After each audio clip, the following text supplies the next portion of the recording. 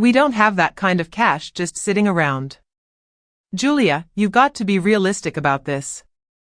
My father stood in the doorway of my apartment, arms crossed and his expression serious.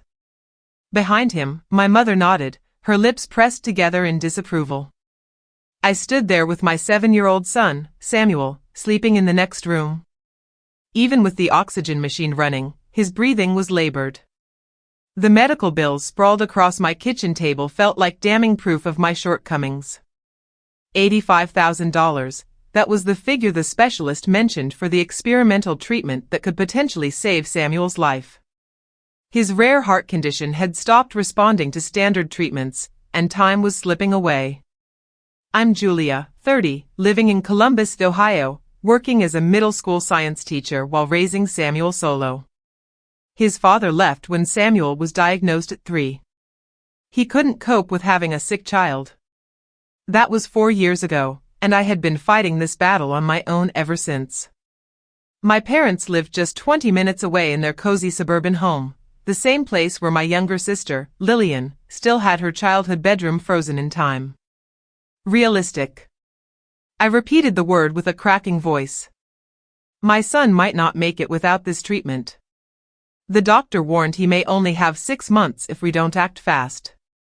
My mother stepped forward, her hand lightly on my father's arm in her gentle way, trying to soften his stance without opposing him directly. Dear, we know this is tough, but we've already supported you so much over the years. We've covered 3 of his surgeries. We can't just deplete our retirement savings. I'm not asking you to do that.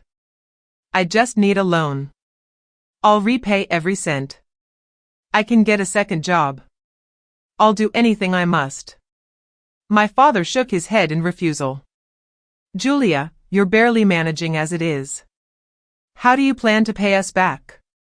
Be practical. There are payment plans and finance options available. You should explore those. I had already researched everything exhaustively. The payment plans would take too long, and Samuel didn't have years to wait. The medical finance companies were offering interest rates that would bury me for decades, and most wouldn't approve me considering my existing debt. I've exhausted all other options, I whispered. You're my last hope. My mother's expression softened a bit, and for a moment, it seemed she might sway my father. But then he spoke again, resolutely. We simply can't do it, Julia. I'm sorry, but we must consider our future as well. We aren't getting any younger. They left shortly after, and I stood by the window, watching their car disappear. The weight of their refusal enveloped me like a heavy, suffocating blanket. I wandered into Samuel's room and sat by his bedside, listening to the rhythmic hiss of the oxygen machine. His tiny chest rose and fell unevenly. He looked so serene in his sleep, blissfully unaware that his own grandparents had just sealed his fate. The next day, I immediately began making calls. I reached out to every family member I could think of, distant cousins, my mom's siblings, anyone who might lend a hand. Most offered sympathy in small sums that wouldn't even scratch the surface. My Aunt Victoria sent $500 with a note wishing she could offer more. I appreciated every single dollar, but I felt like I was trying to fill an ocean with just a teaspoon. 2 weeks later, I returned home from an especially grueling day at school to find Samuel in distress. His lips had turned blue, sending pure panic coursing through me. I called for an ambulance, and they rushed him to the hospital. The doctor stabilized him, but the cardiologist pulled me aside with a heavy heart. His condition is declining faster than we expected, Dr. Morrison said gravely. Without that treatment we discussed, I'd estimate he has 3 months at most, maybe even less. I nodded numbly, unable to utter a word past the lump in my throat. My baby had only 3 months unless I could scrounge together $85,000. That night, I launched a crowdfunding campaign, pouring my heart into the story, sharing snapshots of Samuel's infectious smile from before he fell ill. Friends shared the post, teachers at my school donated, even some of my students' parents contributed. But after 2 weeks, I had only managed to raise $12,000, not nearly enough. Then I got a call from Lillian. My sister's voice was bubbling with excitement. Julia, I have incredible news. Jeffrey proposed. We're getting married. I forced my enthusiasm despite the heaviness in my heart. That's fantastic, Lillian. Congratulations. I know, right? And Mom and Dad have been super generous. They're covering the entire wedding. Can you believe it? They said we can have anything we want, no budget limits. Jeffrey and I are thinking about a destination wedding, maybe in Italy or the south of France. Oh, Julia, it's going to be absolutely perfect. My grip on the phone tightened. No budget limits? Really? Dad declared that today is a momentous occasion for his little girl, and nothing is too extravagant. We're gearing up to meet wedding planners next week. Although the big day is a year away, we're eager to kickstart the preparations to ensure we secure our dream wedding. There I was in my cramped apartment, with medical bills piled high everywhere, while my son struggled to breathe in the next room. As I listened to my sister rave about her limitless wedding budget, something icy and hard took root in my chest, a realization that would expand in the months ahead. The ensuing months turned into a haze of hospital visits and overwhelming despair. I maxed out every credit card, took out high-interest personal loans, and sold off anything of worth. My grandmother's ring, the precious memento from my mother, was pawned for a mere $800. I had to settle for a 15-year-old clunker of a car, and I downsized from a one-bedroom to a studio to cut down on rent. Through it all, Grace's wedding plans surged forward, unstoppable. Every family dinner, every phone call, every exchange seemed to circle back to the wedding plans. My parents were all in sampling food at top-notch restaurants, virtually touring venues in Tuscany, and deliberating over floral arrangements costing more than my monthly paycheck. I genuinely tried to celebrate for Grace. After all, she's my little sister, and there was a time we shared a strong bond. But over the years, that closeness faded as our parents viewed us in such contrasting lights. Grace was the cherished one, the one who seemed to do everything right. She graduated with honors, secured a notable job at a marketing firm, and dated the right kind of guys from well-off families. On the flip side, I was the one who became a mother at 23 to a guy who turned out to be a total failure. I chose teaching over a more profitable path and struggled to keep my son healthy. One July evening, my mother called. Julia, dear, we need to discuss the wedding. What about it?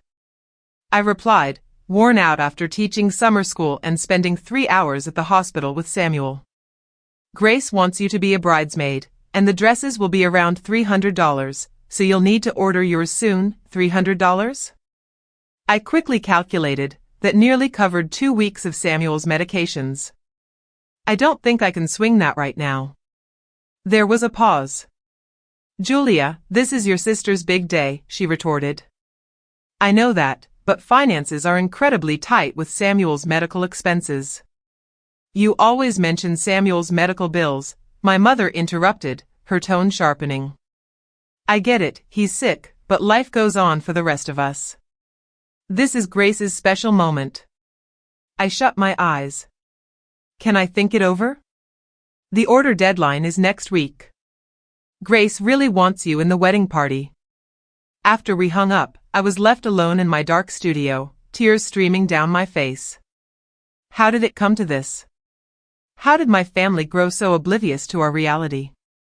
My son was fighting for his life, and they were preoccupied with bridesmaid dresses and seating charts. Samuel's health continued to worsen. The experimental treatment was off the table. The doctors shifted their focus to palliative care, concentrating on his comfort. Each day, I watched my son fade a little more, his vibrant spirit dimming along with his physical strength. He stopped asking about returning to school and abandoned his dreams of becoming a scientist. He sensed, in a way that children do, that time was running out. I took a leave from teaching to be by his side. My principal understood, but it was unpaid leave, which plunged my already delicate finances into chaos. I applied to every assistance program, every grant, every charity I could find, most had lengthy waiting lists or strict criteria I couldn't meet. In September, 5 months after my parents had refused help, Grace's bachelorette party unfolded. My mother called to share all the details. They had rented a lavish villa in Napa Valley for the weekend, 12 of Grace's closest friends, with all expenses graciously covered by our parents. Wine tastings, spa days, a private chef, it was simply enchanting, my mother enthused. Grace was thrilled. How much did it cost? I asked, unable to stop myself. Oh, I'm not exactly sure. Your father took care of that aspect. Maybe $10,000? But it was worth every cent to see Grace so happy. $10,000, more than a chunk of what could have saved Samuel, wasted on a single weekend. I felt something within me shatter, a crumbling of the family loyalty I had desperately clung to. That sounds wonderful, I said flatly. You know, Julia, I wish you'd be more enthusiastic about the wedding. Grace feels like you're not really supporting her, my mother chimed in. I let out a humorless laugh, startled by my own intensity. Grace thinks I'm not being supportive? She certainly does. She's picked up on your emotional distance. Plus, you still haven't decided about being a bridesmaid. I can't afford the dress, Mom. I've already told you. Well, if only you managed your finances better, you wouldn't constantly find yourself in this situation. Those words lingered in the air like venom. Managed my finances better? As if I was squandering money instead of battling to keep my child alive. As if the suffocating burden of medical bills was a personal fault rather than a consequence of a failing healthcare system and a family more invested in lavish parties than their grandson's survival. I need to go, I informed her. Samuel is dependent on me. Of course, he is, my mother responded, the silent criticism seeping through her voice. You know, Julia, if you weren't so engrossed in Samuel's struggles, you might actually relish life more. Grace seems to juggle everything effortlessly. I ended the call abruptly without a farewell. October ushered in a chill that felt like it settled into my very bones. Samuel was frequently hospitalized, his frail body confronting a battle it seemed doomed to lose. The doctor spoke in hushed tones about weeks, not months. I spent every available moment at his bedside, reading him his favorite tales, spinning fantasies about heaven, holding his tiny hand through the agony. My parents would pop by occasionally, mostly on their way to or from wedding-related events. Their stays lasted about 20 minutes, awkwardly patting Samuel's hand, then leaving with looks of relief. It was heartbreaking to witness their discomfort near their ailing grandson, their eagerness to flee back to the cheerful chaos of wedding planning. Grace visited once, impeccably dressed in designer attire likely more expensive than my rent. She barely managed 5 minutes before announcing she had to leave for a dress fitting. He's so thin, she murmured to me in the corridor as if this was groundbreaking news, as if I hadn't watched my son deteriorate daily. Yes, I replied simply. It must be so tough for you.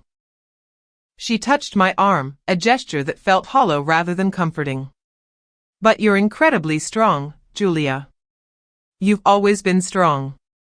I had heard that description too often in the past year, usually from those grateful they didn't have to bear this weight alone. Strong enough to forego help.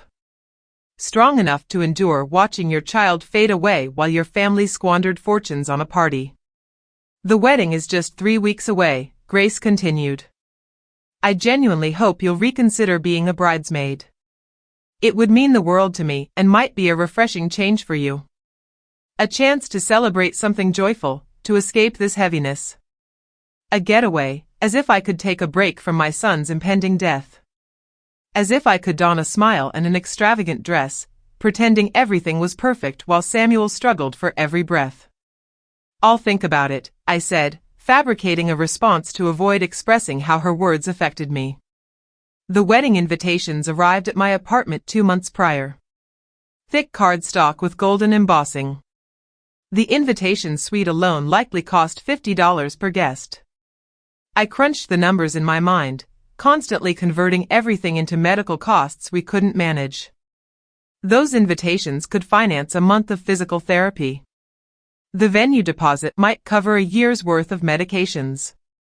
Later, I would learn that the total cost of Grace's wedding reached an astounding $230,000. $230,000. The number echoed in my mind like a haunting scream. They had spent nearly 3 times what could have saved Samuel's life for a single day of festivity. The venue alone was priced at $80,000, approximately what I had pleaded for. The flowers were $15,000. The catering tallied $40,000. The dress was $12,000. I gradually learned these figures through overheard snippets and my mother's casual mentions. She seemed oblivious to the agony each number inflicted on me. Each dollar amount felt like a knife stabbing into my heart. Or maybe she did understand but simply didn't care. 2 weeks before the wedding, Samuel faced a particularly grim day. His heart was failing, alarms blaring, nurses rushing to his aid. I lingered by his bedside, clutching his fragile hand, and watched the medical team tirelessly work to stabilize him. They succeeded, but Dr. Morrison pulled me aside afterwards. "Julia, time is not on our side. He may only have days, possibly a week. You might want to consider informing family, anyone who might wish to say their goodbyes." I reached out to my parents. My father answered, sounding preoccupied. "Julia, we're in the midst of preparing for the rehearsal dinner. Can this wait?" "Samuel is dying," I uttered, my voice void of emotion. "The doctor estimates just days left." There was a pause. Oh, Julia, I'm so sorry. Do you need us to come by? Do I need you to come?" My son, their grandson, was on the brink of death, and he was asking if I required their presence. "Yes," I replied. "I believe Samuel would cherish seeing you." "Of course, we will do our best to swing by tomorrow. We have the final venue walkthrough in the afternoon, but perhaps we can manage it in the morning." The very next day, they arrived promptly at 10 a.m., each clutching a Starbucks cup. Their visit lasted a mere 15 minutes. Samuel was barely hanging on, struggling to breathe even with the oxygen set to full. My mother wiped her eyes, using a tissue that likely cost more than what Samuel typically ate for breakfast. Meanwhile, my father stood rigidly by the doorway, glancing at his watch not once, but twice. "We need to head out," he finally announced. "The florist is waiting for us at 11 o'clock. "The florist," I echoed in a daze, "for the centerpieces. It's crucial we get it right. There's no room for errors this close to the wedding." He seemed completely blind to the irony of his statement, standing in a room where the ultimate error, prioritizing flowers over family, was about to claim its final victim. They departed with empty promises of returning soon, promises I knew would go unfulfilled. Grace didn't even come to say goodbye to her nephew. She was caught up in a last-minute wedding crisis, dealing with the news that the cellist from the string quartet she had hired had fallen ill and needed a replacement. An issue that soaked up countless frantic phone calls. Samuel passed away on a Tuesday morning, just 3 days prior to Grace's wedding. He slipped away peacefully in his sleep, with his tiny hand clutched in mine. The nurse who declared his passing shed more tears than my parents did when I informed them. When I broke the news to my mother about Samuel's death, her initial reaction was, "Oh no. Oh, Julia. No. What awful timing. Just terrible timing." Because, of course, the funeral would clash with the wedding preparations. At that moment, something fundamental shifted inside me. The wave of grief was overwhelming, but beneath it bubbled a chilling yet patient understanding. They had made their choice. Now, it was my turn to make mine. The funeral was set for Friday, just 2 days before Grace's wedding on Sunday. I didn't ask my parents to reschedule the wedding, nor did I request Grace to delay it. I understood their answer beforehand and simply lacked the energy to hear them justify why their celebration outweighed my son's burial. What I didn't anticipate was their request to alter the funeral plans. My mother called on Wednesday evening. "Julia, honey, We need to discuss the funeral arrangements. I found myself in Samuel's room, surrounded by his belongings, his cherished dinosaur poster, his collection of rocks from the park, and the science kit I had gifted him last Christmas that he never got the chance to use. "What about them?" I asked. "Well, Friday poses a real challenge for us. We have the wedding rehearsal that afternoon followed by the rehearsal dinner in the evening. Everything is arranged with deposits made. Could you possibly move the funeral to Thursday or even next week?" I stared blankly at the wall, overwhelmed by the absurdity of what I was hearing. "You want me to change my son's funeral because it interferes with wedding rehearsal?" "It's more than just rehearsal, Julia. It's the entire schedule. We have guests flying in from out of town, Jeffrey's family from Atlanta. Your father is set to give a toast at the dinner. We simply can't miss it. Samuel is your grandson, and will certainly be there to pay our respects. But Thursday would be much easier for everyone." My voice emerged hollow, devoid of emotion. I had reached a point beyond anger and hurt, entering a realm where feeling anything seemed futile. "It would be more convenient for everyone if we moved my 8-year-old son's burial a day earlier just so you can enjoy cocktail hour? Don't be overly dramatic, Julia. You're blowing this out of proportion. We're trying to support both you and Grace. Why can't you be more accommodating? You know how crucial this wedding is for your sister." I hung up, feeling the weight of my inability to respond further. The funeral remained scheduled for Friday. I took the initiative to plan everything myself, financing it through a loan from my principal, who had shown more support over the past year than my own parents. The service was intimate, attended by only around 20 people. My Aunt Victoria showed up, along with some teachers from school and a few parents of Samuel's former classmates. My parents arrived a staggering 45 minutes late, dressed in outfits that were clearly intended for the wedding festivities. They participated in the service but left immediately after, skipping the modest reception I had hosted at my apartment. "We really must go," my mother said, kissing my cheek with barely any contact. "Grace is distressed about the seating arrangements, but the service was lovely, Julia. Very tasteful." Tasteful. My son's funeral was described as tasteful. I watched them leave, driving off to their significant obligations and urgent situations, and felt something within me turn to stone. The grief still engulfed me, crushing and all-consuming, but now it was contained behind a wall of icy clarity. On Saturday, I spent the day alone in my apartment, surrounded by congratulatory cards and medical bills. The crowdfunding campaign that had once amassed $12,000 was now closed, the funds having been exhausted months ago on treatments that merely postponed the inevitable. I found myself burdened with an astounding $73,000 in medical bills, on top of maxed-out credit cards totaling $25,000, and my rent was already 2 months overdue. The tragic loss of Samuel did nothing to lift the weight of my financial distress, it merely rendered it devoid of meaning. Every time my phone buzzed with messages from distant relatives and friends checking in on me, their inquiries about my well-being and offers to help felt hollow. The truth was, what I truly longed for was utterly unattainable. I yearned for my son to be alive. I wished my parents could have been different. Above all, I wished I could wake up and find out that the past year had been nothing but a bad dream. It was Sunday morning, Lillian's wedding day, when I awoke with the sunrise. I hadn't intended to dwell on it, I didn't want to face the fact that it was actually happening. But then my phone illuminated with a text from my mother, "Wish you were here to share this special day. Grace looks absolutely stunning." I gazed at that message for what felt like an eternity. Wish you were here. As if my absence was a mere choice, a scheduling conflict, rather than the reality that I had just buried my son just 2 days prior.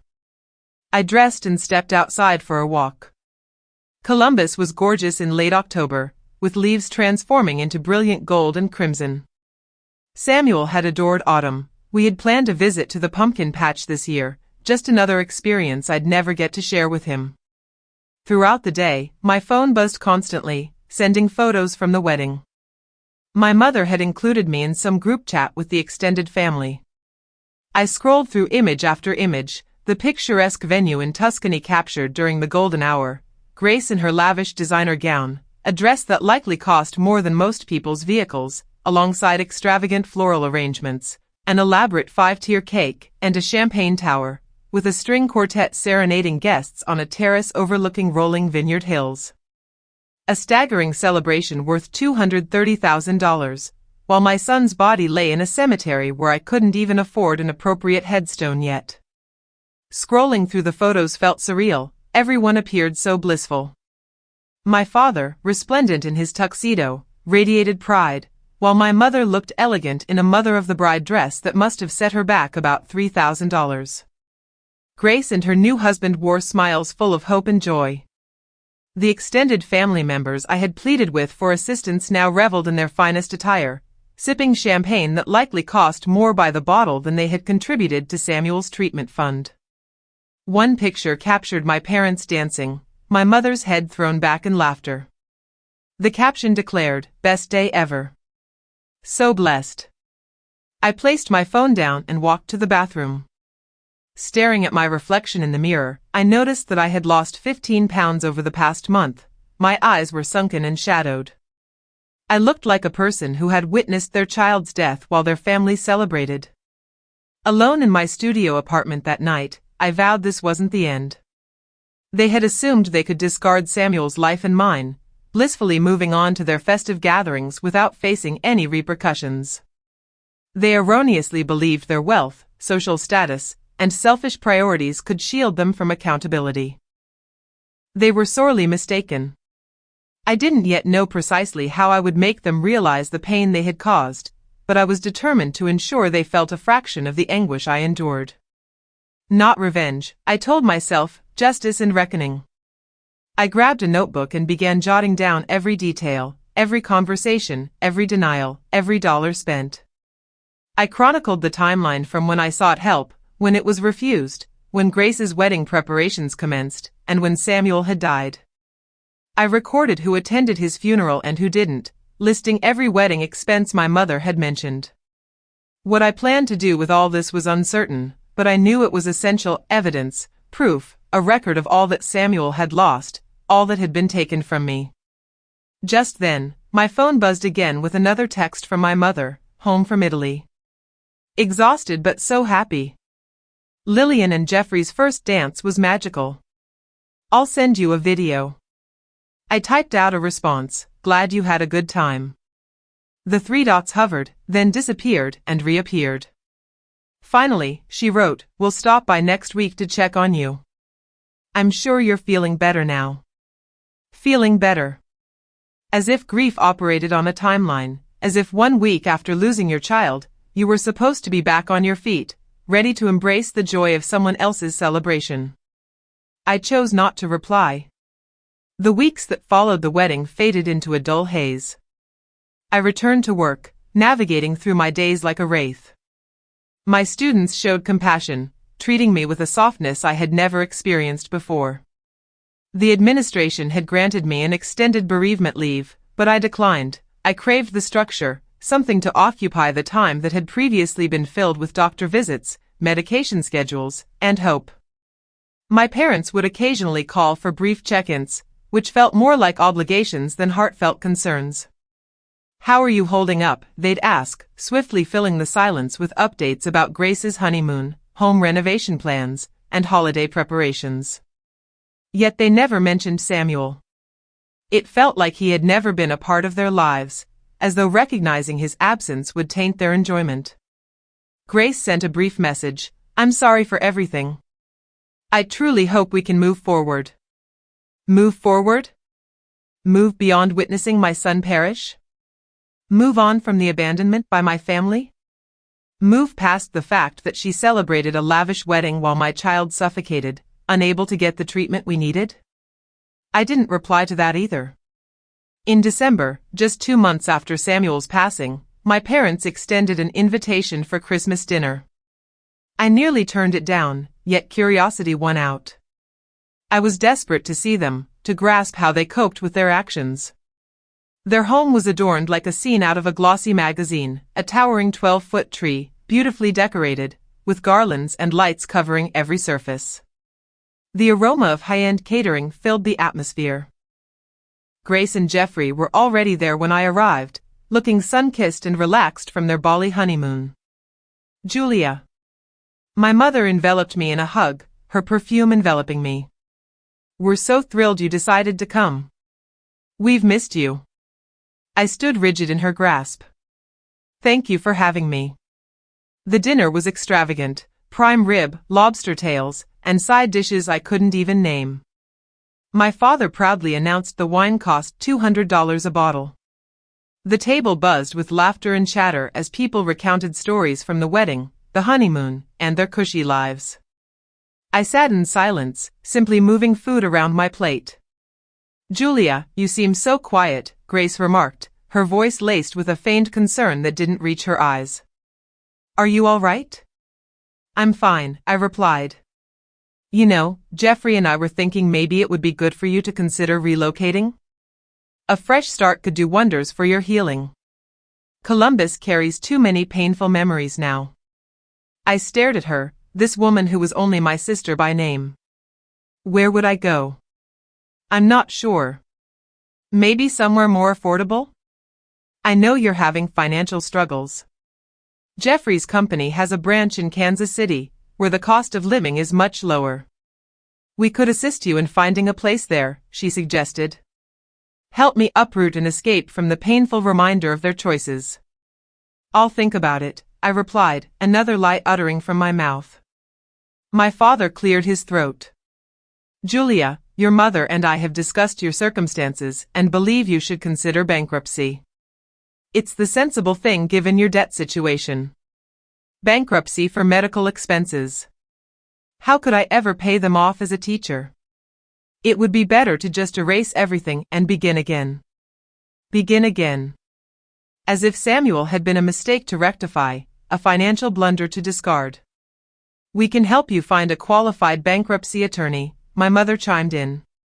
Your father has connections. I carefully set down my fork. You know what would have helped? $85,000, 15 months ago. The table fell into a heavy silence. Grace glanced at Jeffrey awkwardly, and my mother's smile froze. Julia, my father warned, his voice firm. We've talked about this. Have we? Because I don't recall us really discussing it. You just refused and moved on. We made the decision we thought was best based on financial circumstances. Your financial circumstances? I gestured around the lavish room. This hardly looks like a struggle. A $230,000 wedding doesn't indicate financial hardship. Grace's face turned red. That's not fair. Isn't it? I snapped, rising from my chair, which scraped against their posh hardwood floor. You spent nearly 3 times the amount that could have saved Samuel's life on one day. A celebration. Flowers, cake, and a dress you'll wear once. Julia, enough, my father barked, also standing. His face was flushed with anger. We made the choice we believed was right. We won't apologize for supporting your sister's happiness over Samuel's health. What about supporting him? I countered. He was ill, my mother said, her voice trembling. The doctor warned there were no guarantees the treatment would yield results. We couldn't squander money on something that might not even work. Yet you'd waste twice that on decor and favors that ended up in the trash the next day. Leave, my father ordered. If you're going to be disrespectful, you can exit. I grabbed my coat. Don't worry, I'm on my way out. You're all just bitter because your lives didn't match your expectations. Grace called after me, it's not our fault you made poor decisions. I paused at the door and looked back. They stood united against me, my parents, my sister, her husband, all comfortable and secure, self-righteous in their beliefs. Poor choices, I repeated, feeling the weight of betrayal, trusting family, and expecting that you would choose your grandson over a festive occasion. I stepped out into the chilly December night and climbed into my old, beat-up car. I lingered for a moment, watching through the window as they settled back into their lavish dinner, likely dismissing me as dramatic, unstable, and ungrateful. That was the last time I had any communication with them for 4 years. Life pressed on because that's simply what it does. I took the brave step of declaring bankruptcy at my father's urging, which cleared away a chunk of my medical debts but left my credit in tatters for a long time. I relocated to a more affordable apartment in a less desirable neighborhood. To make ends meet, I pursued tutoring gigs in the evenings and during summer breaks. I was merely existing, not truly living. Yet amidst the struggle, I was also planning for the future. I felt too weak, too shattered, consumed with grief and the need to survive, to act on those plans just yet. Still, I remained patient. I observed their lives from afar, following along on social media, taking note of everything they shared without their knowledge. I meticulously recorded these snippets in my notebooks. I was biding my time. A year post-wedding, Grace announced her pregnancy, and my mother flooded her social media with updates about the pregnancy journey, the baby shower, and nursery preparations. The arrival of the baby girl, Sophia, was celebrated with joy and pride. Pictures showcased my parents glowing as they held their first grandchild, seemingly overlooking Samuel's existence as if Sophia was their sole grandchild.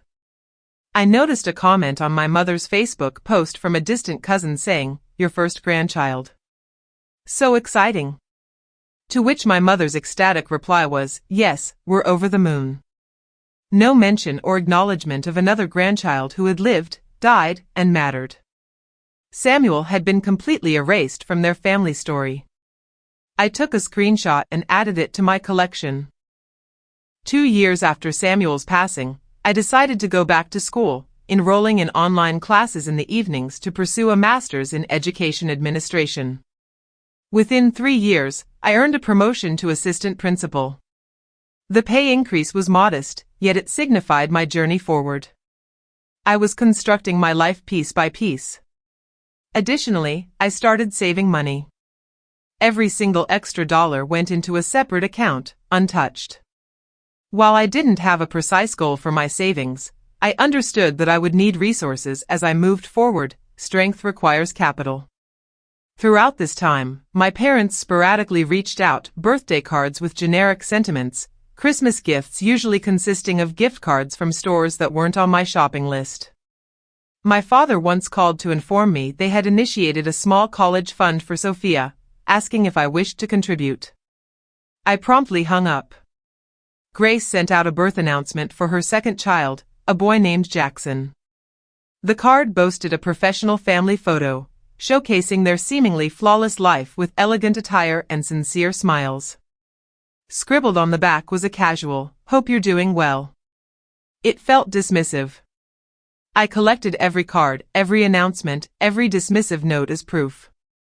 Fast forward 4 years since Samuel's death, and I became the principal of a thriving middle school, finally earning a comfortable living. Although I maintained a modest lifestyle, I had rebuilt my life from nothing and found purpose and meaning, even in the absence of the person who had initially bestowed it upon me. I also kept tabs on my family's happenings. I learned that Grace's husband, Jeffrey, was promoted to vice president at his company, and they had upgraded to a larger house in a prestigious area. Meanwhile, my parents had developed an interest in golf, joining a lavish country club and traveling frequently, sharing snapshots from sunny beaches and historic European cities.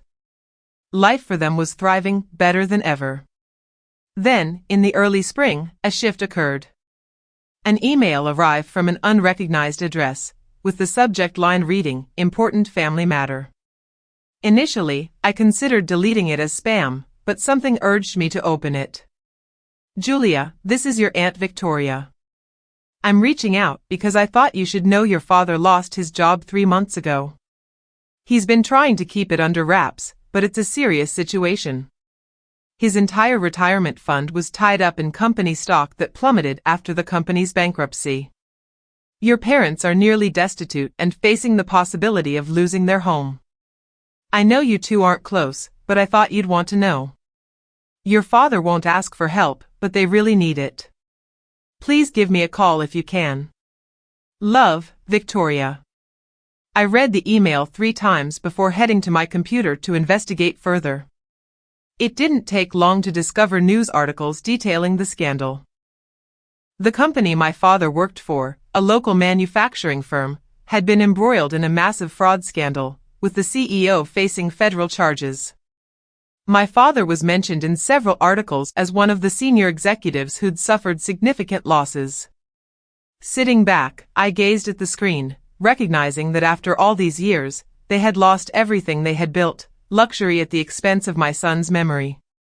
Some might call it karma, others might define it as justice. I lacked a precise term for my emotions. It wasn't satisfaction, it felt more like a realization.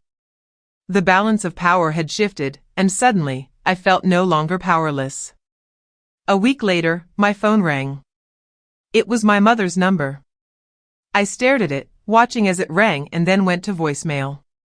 She called again the next day and the day after that. I never picked up. Then, one evening in May, I heard a knock at my door.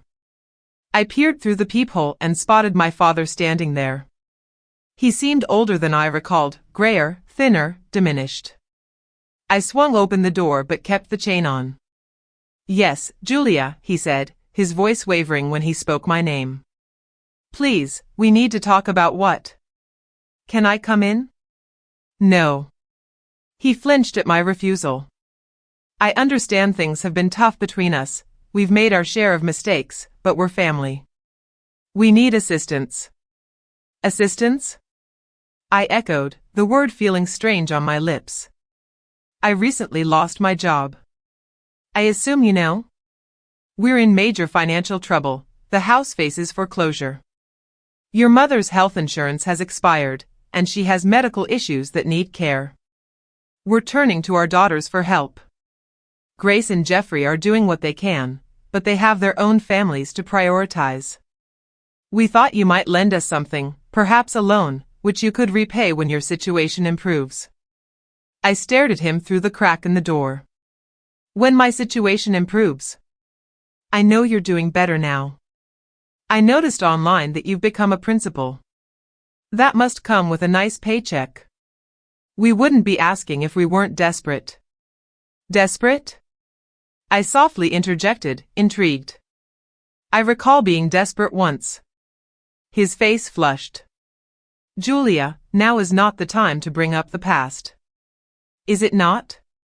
I smiled, but it wasn't kind. "You're asking me for money because you're staring down financial disaster. That sounds familiar." "This is different." "How?" "We're your parents, and Samuel was your grandson." The silence stretched between us like an unbridgeable divide. "How much do you need?" I finally inquired. Hope sparked in his eyes. "We owe around $90,000 on the house. If we can manage that amount, we can retain it, but anything would help. Even $20,000 or $30,000 would buy us some time to strategize. $90,000, more than what could have saved Samuel." I felt a cold, definitive sensation settle in my chest. "I'll think it over," I said and shut the door in his face. Leaning against the wall after the door closed, I smiled. At last, after 4 years of waiting, planning, and rebuilding myself from the ground up, the moment I had been anticipating had arrived. Now comes the reckoning. I didn't reach out to my parents for 2 weeks. Let them wait. Let them wonder. Let them experience the anxiety of uncertainty. Each passing day deepened their plight. I was aware of this because I began monitoring public foreclosure listings. Their house, the one I had grown up in, was set for auction in 45 days.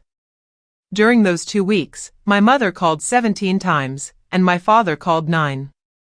Grace sent 3 lengthy messages explaining how our parents had always done their utmost, depicting them as good people who had stumbled, emphasizing how family ought to forgive and lend a hand. The irony was evidently lost on her. I did not respond to any of them. Instead, I conducted research. I delved into their financial status as thoroughly as I could from afar. The house was valued at around $320,000, with a $90,000 debt. They had equity, but not enough to restart their lives somewhere appealing. They'd likely need to move into a modest apartment in a less favorable area. They would have to adapt to living on Social Security and whatever earnings my father could muster from a new job, assuming anyone would hire a 63-year-old disgraced executive. It would be a hard adjustment for them, humbling, a stark contrast to the comfortable life they had created. But they would endure. That was the distinction between their plight and what Samuel had faced. They weren't facing death, they were merely facing discomfort. On the 15th day, I finally returned my father's call. "Julia," he sounded breathless and desperate. "Thank goodness. I was so worried you wouldn't reach out. I've been contemplating your request." I could hear the raw hope in his voice, vulnerable and exposed. "I want to meet with all of you, Mom, Grace, and you. We must have a discussion." "Of course. When and where?" "We can come to you, or we can meet in a neutral space, whatever works best for you." "My apartment, Saturday at 2 p.m. We'll be there." "Thank you, Julia. You can't possibly understand what this means to us." I hung up without replying. Saturday dawned cold and gray, apt weather for my plans. I spent the morning getting ready, arranging chairs in my small living room, and placing a folder on the coffee table. I had printed documents and organized them chronologically. Everything was in order. They arrived precisely at 2 p.m., all three of them. My father appeared worse than he had at my door, his suit hanging loosely on a frame that had lost weight. My mother seemed to have aged a decade, her hair was grayer than I remembered, and her face creased with worry. Grace looked uncomfortable, overdressed for my humble apartment, clutching her designer purse as if it were a shield. "Julia," my mother said, moving as if to embrace me. I stepped back. "Take a seat." They settled onto my second-hand couch. Huddling together like students called to the principal's office is fitting, considering the circumstance. I stood firm. "You requested $90,000, and yes, that's quite a sum," my father began.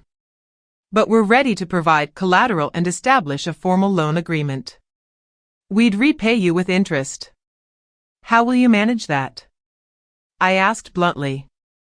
"You're unemployed, and Mom isn't working. What do you have to pay me back?" "I'm seeking a job, something will work out when I turn 63. "With your name linked to a fraud scandal," he recoiled. "That wasn't my doing. I had no clue about the CEO's actions. Ignorance doesn't equate to innocence. You were a senior executive, you ought to have been aware." I picked up the folder from the coffee table. "But our focus isn't on your professional missteps, we're here to discuss your financial request. Can you assist us?" My mother implored, her voice a whisper. "That depends. First, I have some questions." I opened the folder and revealed the first document. "Recall this conversation? May 16th, 4 years back. I approached you asking for $85,000 for Samuel's treatment." My mother turned pale. "Julia, we've discussed this before." "Have we?" I challenged. Not truly or with any honesty. I held up the document, a printout of my original crowdfunding page showing the treatment's cost, $85,000. "You informed me you couldn't afford it, stating retirement was your priority, and that I needed to be realistic. We made the most prudent choice at that time," my father stated stiffly. "Did you?" I challenged, pulling out another paper. "Here's a receipt from Grace's wedding planner." "The total?" $230,000, paid in full by you, just 18 months after you claimed you couldn't spare $85,000 to save your grandson's life. Grace stood in disbelief. "This is unfair. You're twisting everything." "Sit down," I commanded, my tone firmer, and she complied. "I'm not done." I proceeded to lay more documents on the coffee table. Wedding venue, $80,000. Flowers, $15,000. Catering, $40,000. Dress, $12,000. Photographer, $8,000. Entertainment, $10,000. Should I go on? What do you want from us? My father asked indignantly. An apology. All right then, we're sorry. We made an error. Is that what you wish to hear? A mistake? I echoed softly. You think prioritizing a celebration over your grandson's life was merely a mistake? We didn't anticipate he would die, my mother whispered. Yes, you did. The doctors informed you. I did too. You knew and chose not to assist. I retrieved another document, the one that pained me the most, a photo of Samuel in his hospital bed, taken just 2 weeks before his death. This is what $85,000 could have saved. This child, your grandson, remember him? My mother began to weep. Grace averted her gaze. My father stared at the photo, his expression unreadable. Julia, please, my mother begged through her tears. We acknowledge our failure. We recognize we should have done more, but we can't alter the past. We can only plead for your mercy now. Mercy? I gently replaced the photo into the folder. That's intriguing. I don't recall receiving much mercy when I implored you for help. When I sold all my belongings, maxed out every credit card, moved into a studio apartment, and lived on ramen just to afford Samuel's medications. We didn't grasp the severity of the situation, my father responded. Didn't you? I repeatedly told you. I showed you medical bills. I made it clear that without treatment, he would die. What part of that was ambiguous? Silence hung in the air. But somehow, you completely understood the significance of Grace's wedding. You recognized that the centerpieces had to be flawless, the venue ideal, that your daughter deserved the absolute best available. I took a seat across from them, my voice steady and composed. Here's what I've realized over these past 4 years. You failed to assist Samuel because you didn't wish to. It wasn't a matter of finances, you had the means. You demonstrated that it was about your choices. You prioritized what mattered to you. That's not accurate, Grace interjected. They were merely trying to protect their retirement, right? Because they squandered nearly triple their retirement worries on your wedding. Numbers don't lie, Grace. Priorities don't lie. My father leaned in. Julia, I recognize your anger. You're entirely justified, but are you truly going to punish us now when we're in dire need? Will you be as heartless as you perceive we were? Heartless? I mused, savoring the word. Is it heartless to make decisions based on what holds significance for you? Is it heartless to allocate your resources toward your own priorities rather than someone else's emergency? Because that's the lesson you taught me when Samuel was dying. So, you'll not assist us? My mother asked flatly. I didn't state that. I retrieved the folder and pulled out a check I had prepared. I'm prepared to provide you with $90,000. Hope blossomed on their faces, urgent and immediate. However, I continued, there are conditions. Anything, my father exclaimed eagerly.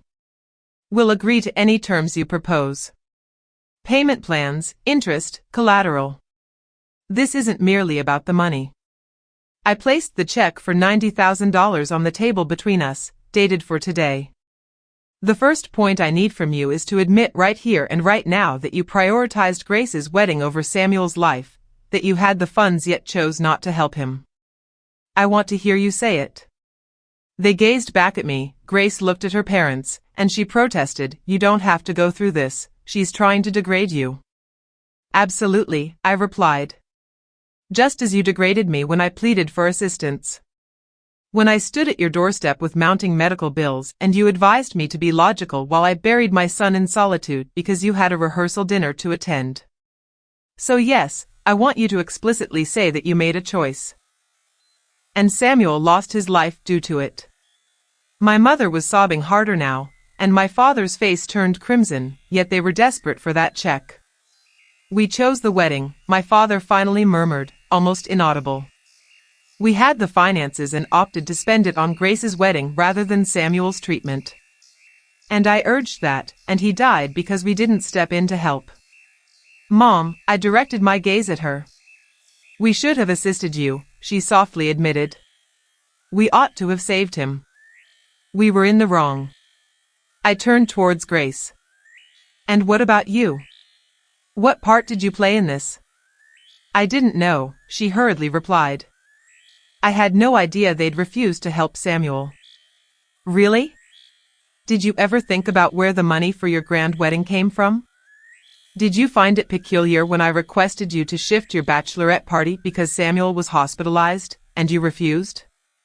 Did it not cross your mind that having your wedding just 3 days after your nephew's funeral was inappropriate? She was rendered speechless. Now for the second condition, I continued.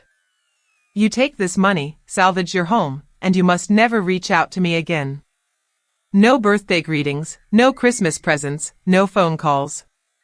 You will completely erase me from your lives as you did with Samuel from your memories. You will revert to pretending I never existed. Julia, you can't be serious, my mother gasped. We are family. No, I interjected. We merely share DNA. Family is something entirely different. Family shows up. Family makes sacrifices. Family doesn't permit children to die while they plan celebrations. I stood up and approached my door, swinging it open. Those are my terms. Accept the check or don't. You have 60 seconds to make a choice. They exchanged glances, silently communicating through their expressions. I observed as they weighed their pride against their dire need. It took them 43 seconds.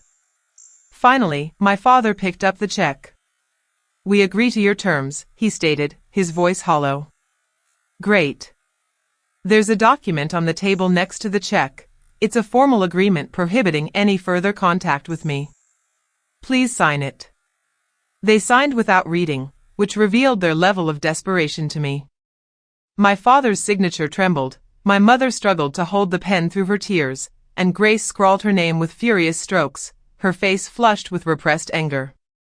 Once they were done, I took the document and handed them the check. You may leave now. Julia, my father began, but I interrupted. You consented to the terms. No contact means no contact. Please go. They exited silently, my mother weeping, my father's shoulders heavy, and Grace moving rigidly alongside them. I shut the door behind them and locked it. Then I headed to my bedroom, opening my laptop. I accessed my bank account and examined the balance.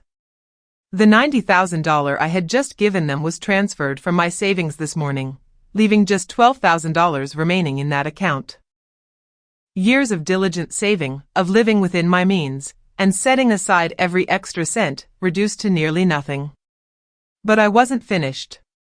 I opened my email and drafted a message to my Aunt Victoria, the only family member who had genuinely shown concern for me over the years. I attached a document, a letter I'd crafted months back, waiting for the right moment to send. Aunt Victoria, I wanted you to know the complete truth regarding what transpired with Samuel.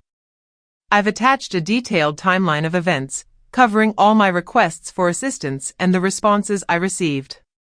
Also included are the documentation detailing the expenses my parents accumulated during that same time frame, especially concerning Grace's wedding.